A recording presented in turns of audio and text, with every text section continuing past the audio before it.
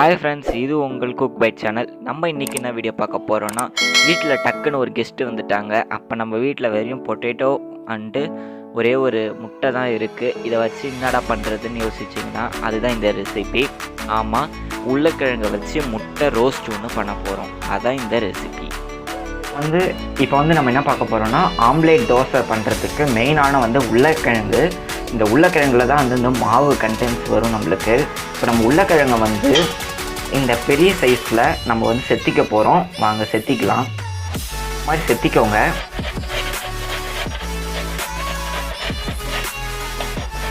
பார்த்து செத்துங்க, ஏன்னா கை கிழிச்சுக்க போகிறீங்க. பார்த்து செத்துங்க. இப்போ நம்ம உருளைக்கிழங்கு நல்லா செத்தி வச்சிட்டோம். இப்போ நம்ம இதை ஒரு கழுவிக்கலாம்.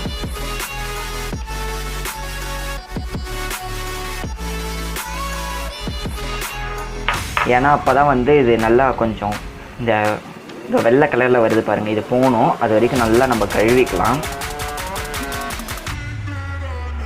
இந்த பாருங்கள், இப்போ நல்லா அலசியாச்சு. இப்போ அப்படியே இது நல்லா எவ்வளோக்கு எவ்வளோ அழுத்தி புழிய முடியுமோ அப்படி புழிஞ்சிக்கோங்க. புழிஞ்சு வேறு கண்டெய்னரில் எடுத்து வச்சுக்கோங்க. இப்போ நல்லா கழுவியாச்சு. கழுவி எடுத்ததை இப்போ இந்த பவுல் இதில் போட்டுக்கலாம்.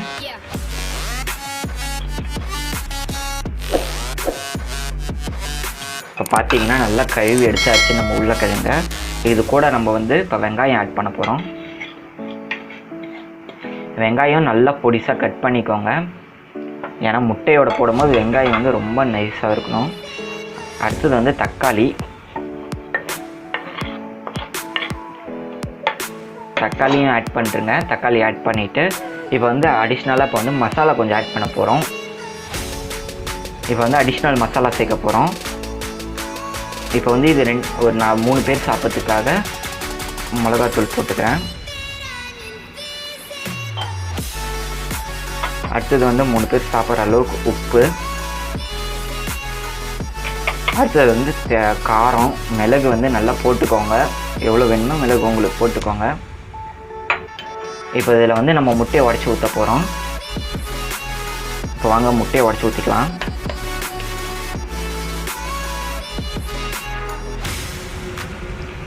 உங்களுக்கு உருளைக்கிழங்கு எவ்வளோ போட்டிருக்கீங்களோ அதுக்கேற்ற மாதிரி நீங்கள் முட்டையை உடச்சி ஊற்றிக்கோங்க. நீங்கள் உருளைக்கிழங்கு போடுறத வச்சு தான் முட்டை கணக்கு. இப்போ இது நான் 4 பேர் சாப்பிட்ணும், அதனால் நான் 2 முட்டை போட்டிருக்கேன். இப்போ இதை நல்லா போட்டுட்டு ஒரு டீஸ்பூன் எடுத்துக்கோங்க. நல்லா ஒரு டீஸ்பூனில் ஒரு கரண்டி எடுத்துக்கோங்க. இந்தமாதிரி போட்டு நல்லா கிண்டிக்கோங்க.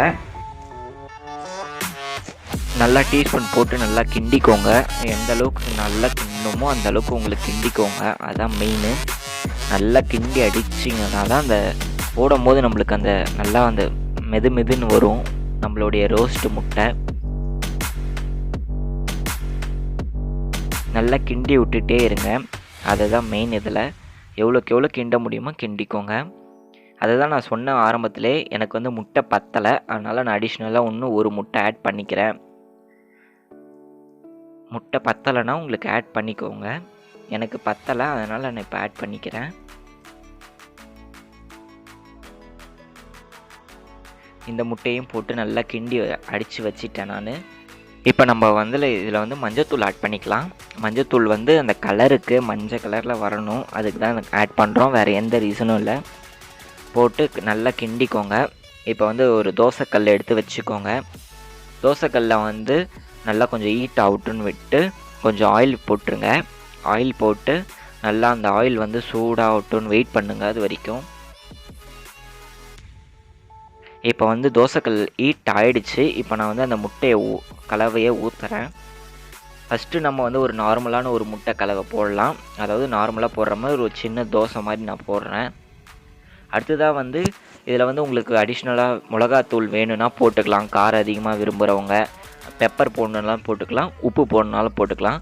எனக்கு நான் அந்த கலவையிலே கரெக்டாக இருக்குன்றதுனால நான் அடிஷ்னலாக எதுவும் ஆட் பண்ணலை. உங்களுக்கு தேவைன்னா ஆட் பண்ணிக்கோங்க. நல்லா இந்த வெந்து வரட்டும். நீங்கள் அது வரைக்கும் அப்படியே விட்டுருங்க, அதை எதுவும் டிஸ்டர்ப் பண்ணாதீங்க.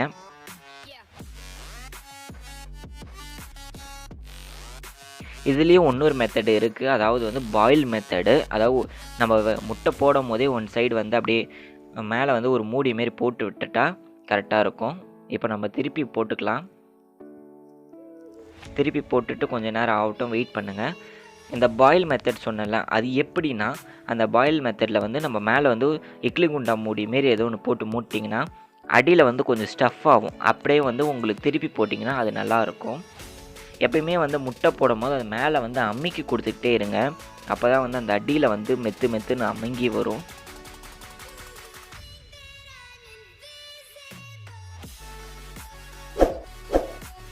ஓகே, இப்போ நான் சொன்ன மெத்தட் இன்னொரு மெத்தட் ட்ரை பண்ணலாம்.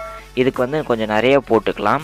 ஏன்னா நம்ம மெத்து மெத்துன்னு நல்லா வரும். அப்போ தான் கொஞ்சம் நல்லா போட்டுக்கிட்டு நல்லா தொழவி விட்டுருங்க. இதுக்கு வந்து நம்ம எண்ணெய் ஊற்ற வேண்டாம். ஃபஸ்ட்டு போட்டதுக்கு எண்ணெய் ஊற்றணும், இதுக்கு எண்ணெய் ஊற்ற வேண்டாம். அப்படியே மேலே வந்து கொத்தமல்லி நல்லா தூவி விட்டுட்டு அப்படியே அந்த கண்டெய்னரில் எடுத்து மூடிடுங்க. இந்த கண்டெய்னர் போட்டு மூடி ஒரு 2 நிமிஷம் கழித்து மறுபடியும் நம்ம திருப்பி போட்டுக்கலாம்.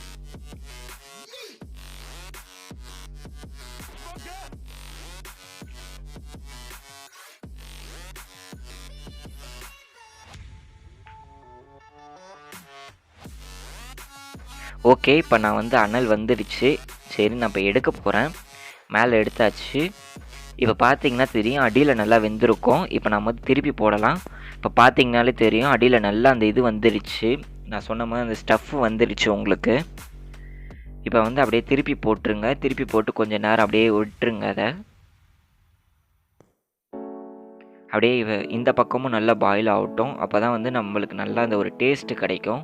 முட்டை எப்பயுமே இந்தமாரி ட்ரை பண்ணுங்கள், ரொம்ப நல்லாயிருக்கும். டக்குன்னு கெஸ்ட்டுலாம் வந்துட்டாங்கன்னா சர்ப்ரைஸ் பண்ணுங்கள். நான் அதேமாரி சொன்னது தான், முட்டை எப்பயுமே அமுக்கி விடுங்க மேலே. அப்போ தான் அந்த மெதுன்னு கிடைக்கும், நம்மளுக்கு சாப்பிடும் போது நல்லாயிருக்கும்.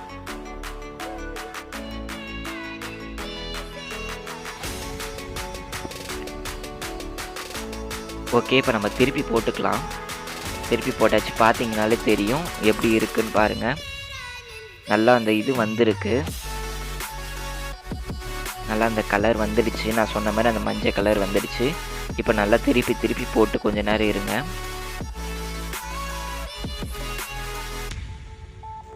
இப்போ பாருங்கள், உங்களுக்கு தெரியும் ரைட் சைடில் இருக்கிறது வந்து நம்ம பாயில் பண்ண டைப்பு, லெஃப்ட் சைடில் இருக்கிறது வந்து நார்மல் டைப்பு.